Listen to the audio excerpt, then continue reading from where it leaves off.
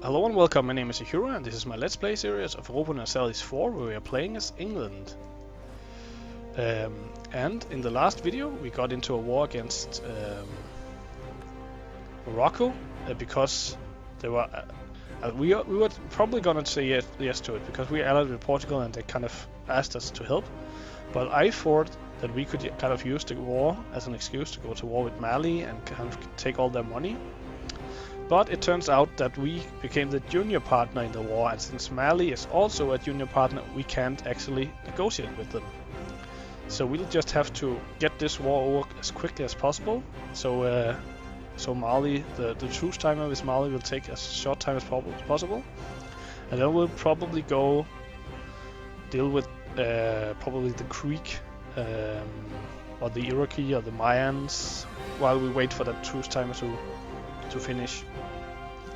But in the meantime, I'm gonna take this army down and just kind of explore all of Mali's lands while we're in this war. And I think I'm just gonna let Portugal actually just take care of their own war. I might go and help them just to... Yeah, I think I'm actually just gonna go help them just to make sure that they kind of get that through that war quickly. I'm gonna split this, and I'm gonna take these up here just to blockade. And Spain got pulled into this too, so actually, never mind. I am actually just gonna sail these home. There's no reason to help if Spain is also involved.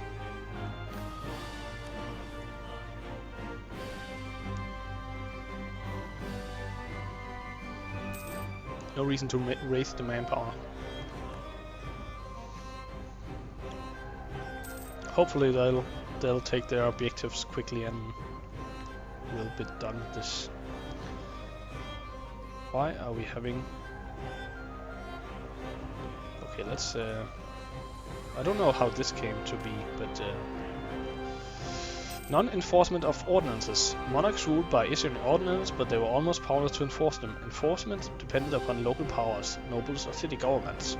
That would not always be vigilant as the monarch would have desired. We could either get 10 revolters in Delaware or lose... We'll definitely lose the administrative power. I don't want that much revolt risk. Especially not while without war. Let's see if we lost that modifier.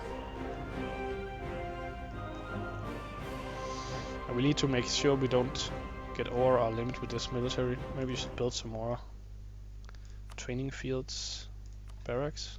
Yeah. Oh, they are so expensive. We can build some armories down here instead.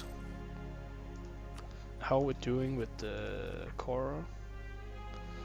3 years left.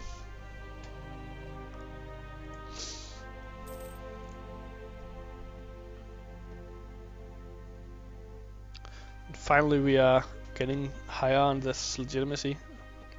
Need to get up to 50 to lose all those penalties though. Legitimacy kind of have a splitting point at 50.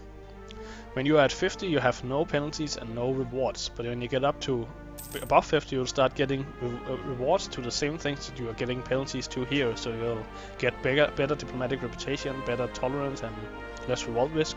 And tolerance is actually also revolt risk, and it also has a penalty on taxes. So tolerance is really bad, or it's really bad if you don't have any, rather.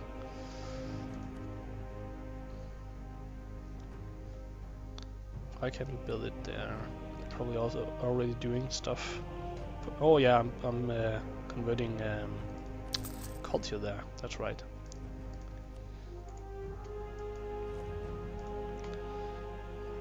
And we are starting colonizing this Canadian coast now, just to make sure that we won't have anyone interfering with our colonization. We need to get this coast as quickly as possible too, so France won't be able to get into.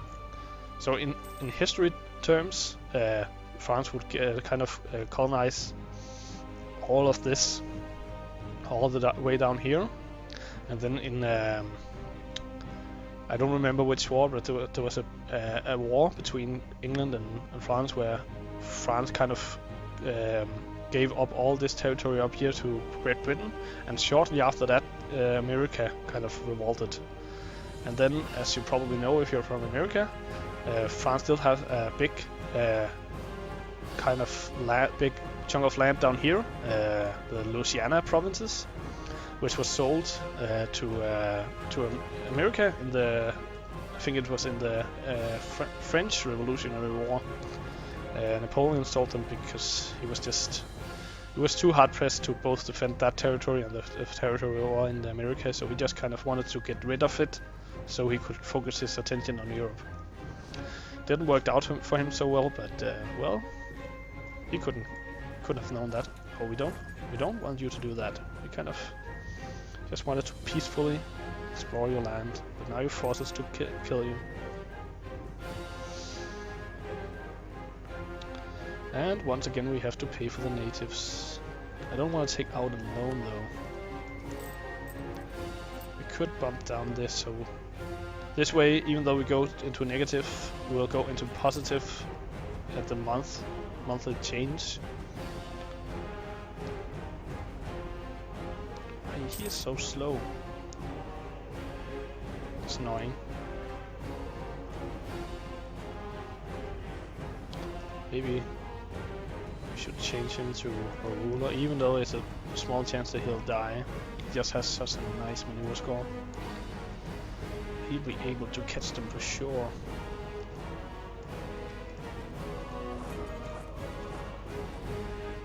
They'll be out 23rd. Maybe I'll go this way.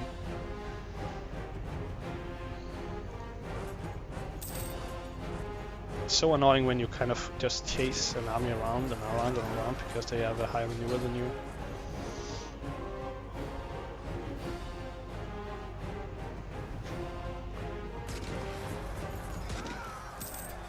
But he will probably also be quicker at exploring their territory, so that's also a benefit. And we got this claim done. So let's get a claim on Wolof too. Oh, we can't do that while we're at war though. Too bad.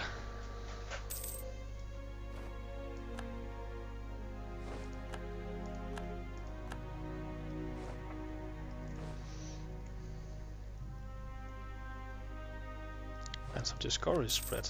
Let's look at that.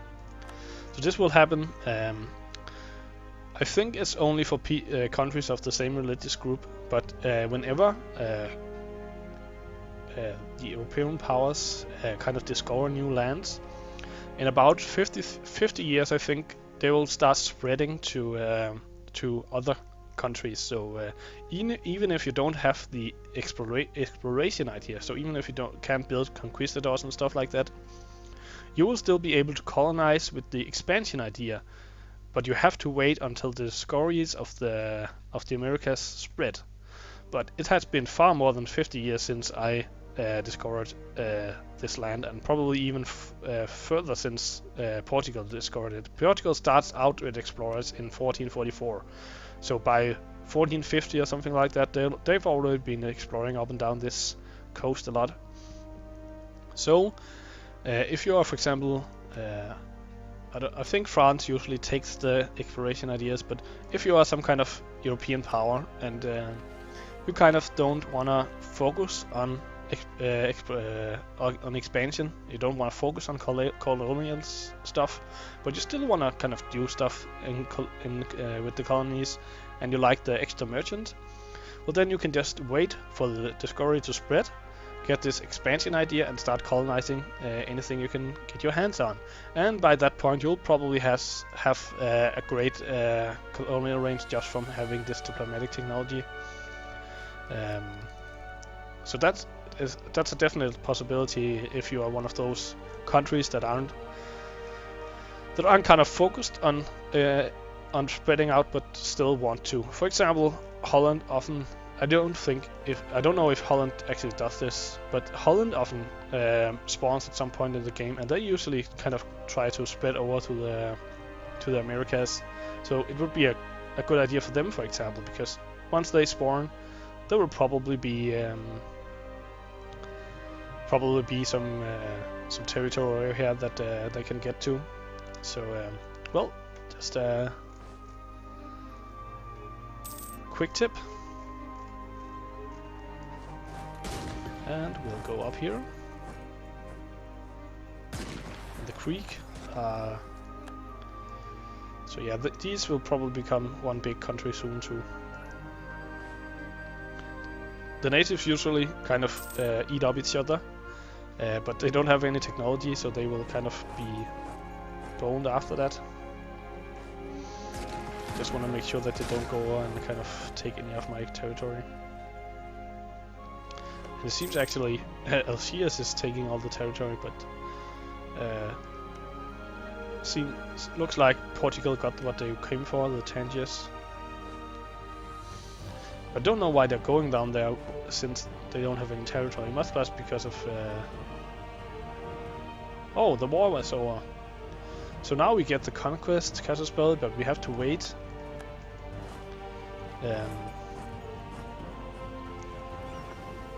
Why is it down there? That's a mistake.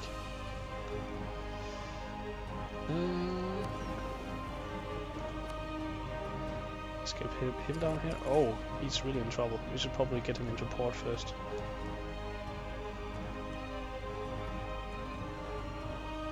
Oh, this is... Let's get some access to Portugal. I think military access is enough just to park in his port. It isn't? Oh, well, we'll have to pay for fleet basing rights then. This is bad. There's a big chance that they will sink before they get there. Oh, I think it's alright. I was just getting scared there. There was a lot of ship. You really need to be worried when you place ships. It can be a big problem if they start off getting a lot of attrition. They'll just sink. Do we want to be allied with Savoy? Nope. Nope, nope, nope. Okay. Well, let's get the transport down here. And we'll just kind of send this army over to... over here then. I don't know... I think I'll probably go to war with the Mayans now.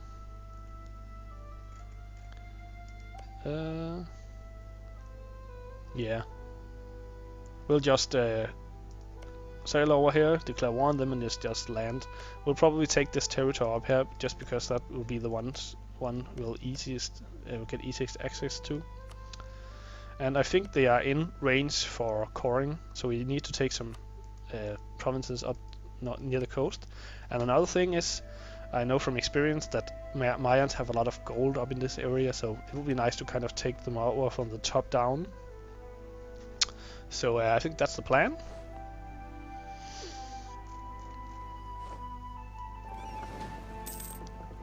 But let's turn down our army. Oh, it was already down. Well. We probably don't have to turn it up for the war against the Mayans. They are really, really weak. I still have a military attack of 3 because they are in the... I don't know if you can see that. Yeah, they have the New World Technology Group, which means they have... We can't see it here, but it means they have 250% penalty on buying technology.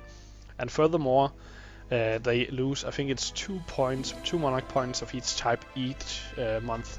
So they are really at a huge disadvantage. If you ever want to play them, your first priority when the European powers get here is to westernize, and you'll need to do that as quickly as possible. And I'm not sure if it's actually possible to get any colonization before they get here, but if you do, then colonize as quickly as you can down next to them. There will of course be the chance that they'll kind of declare war on you, But you'll just kind of have to hope that that doesn't happen before you can westernize. And then it's a race to kind of catch up with them. I don't know if they will actually get any neighboring bonus. I don't know how far that extends. But there's a good chance that if you're neighboring any of the colonial powers, they will have a lot of technology. So let's just get these ships prepared. But there's a good chance you'll have a huge discount to all your technology. So I think it will be kind of down to chance whether you'll succeed as one of these powers, and it will take a lot of time where you can't really do anything before you kind of have any chance of succeeding. But I think it's doable.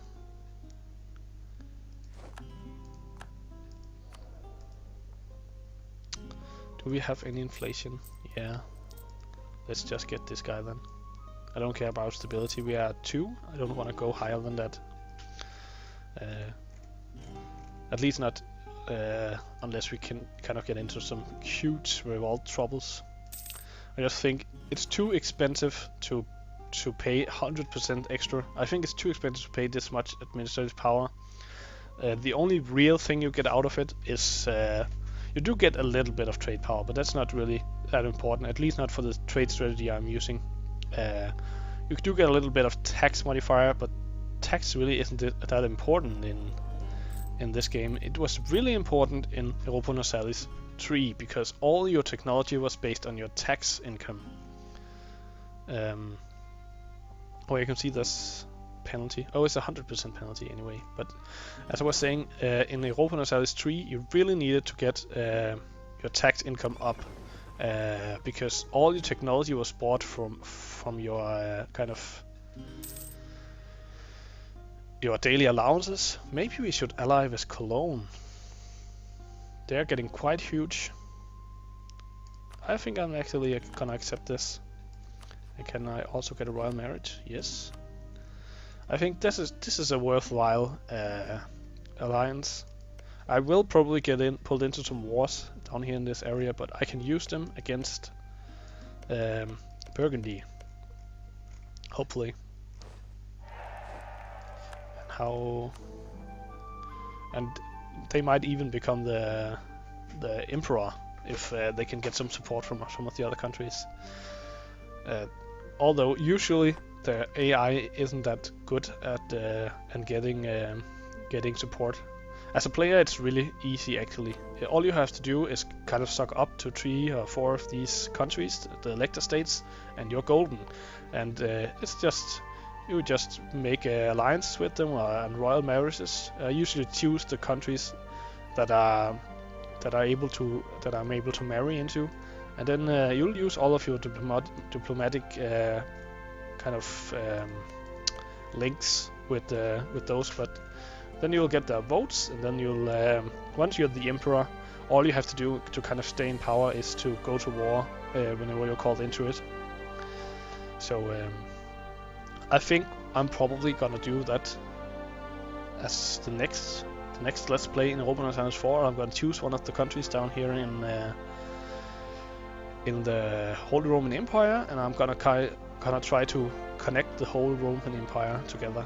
But that's even further in the future than anything else I've been planning so far. So anyway, we're gonna sail these guys over to the Mayan border here, and then we're just gonna attack. Should probably sail them up here and then get them over there, just so we make sure that the ships won't take attrition. Regional nobles challenge Great Britain. Local nobles are not satisfied with their granted privileges. They demand more rights and are willing to back this up with a rebellion against the king. So 4 nobles. Yeah, we're just gonna crush them. I'm not even blinking about that. It's just 4,000 men are just nothing. And this is what happens if you don't protect your coast. You'll get pirates. There's 2 things that happens if you aren't patrolling your coast. Hopefully we'll be able to see it up here. First of all, you'll get that lack of naval patrol penalty to your tax. and to your tariffs, which is really bad. And second of all, you'll get pirates, which give an even larger penalty to your trade, and they will actually blockade your port totally, so you can't trade at all. So you really need to patrol all your coastlines. As I've spoken about in an earlier episode, the easiest way of doing so is to take a single trade ship, just let it protect the trade in the area, and it will automatically patrol all the sea provinces in that that you control in that area. So that's really the easiest way of doing so. Oh, we have some rebels up here. Maybe we should go take care of them before we go to war. I must have missed that that pop-up.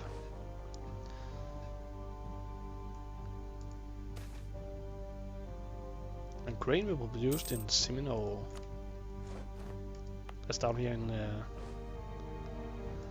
yeah, I see how easy it was to destroy those nobles.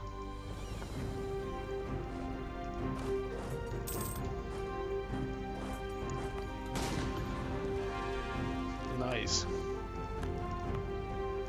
That core will be done soon too. But before we go to war against Mayans, I think I'm gonna take a break, and I'll see you in the next video. Bye bye.